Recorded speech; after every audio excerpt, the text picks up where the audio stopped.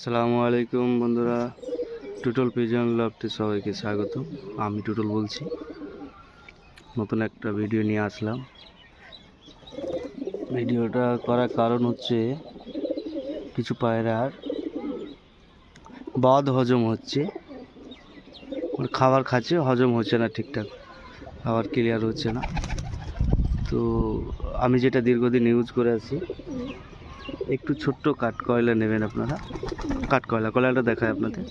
হ্যাঁ, কয়লা কিছু ভেঙেছে, আমি এই কাঠ কয়লা একটু নেবেন।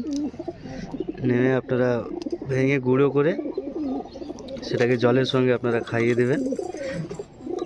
জলের সঙ্গে খাইয়ে দিলে আপনি মাসে একদিন ইউজ করেন এটা। আমি দীর্ঘদিন ইউজ করে আসছি, আমি এর কাজ পেয়েছি। আমি পায়রাকে ন্যাচারালি খাবার খাওয়াই, চেষ্টা করি। আয়ুর্বেদিক তেমন ইউজ করি না, তো ইমার্জেন্সি হলে করতেও হয়, সেটা বাধ্যতামূলক হলে। তো ন্যাচারালি খাওয়াই আমি চেষ্টা করি, আপনারাও ট্রাই করতে পারেন, খুব ভালো জিনিস। আমি দীর্ঘদিন খাইয়ে আসছি। এই গুঁড়ো করে নিয়ে এর মধ্যে জল দিয়ে দেবেন। জল দিয়ে দিলে পানিটা হালকা কালো কালো হয়ে যাবে। পানিটা কালো হলেও অসুবিধা নেই, পায়রা খাবে, খাচ্ছে, অসুবিধা নেই।